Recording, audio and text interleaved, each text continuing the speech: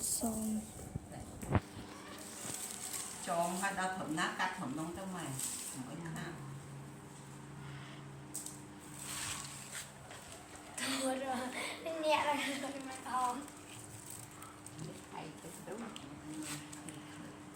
hay đang cho ăn chắc nước bay chứ đang cho ăn thôi thôi đi một cắt mắt nào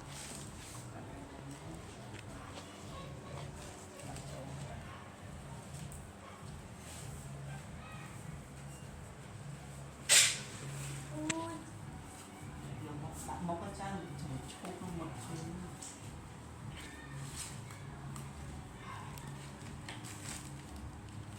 nó có một mặt chạm bánh mà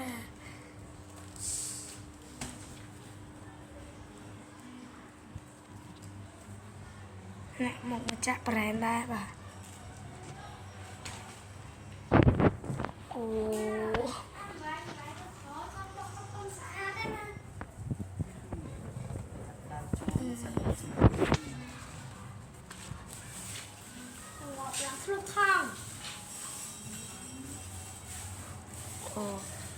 có lên mười sạch đâu mà lên mười chạy hay là má nó chắc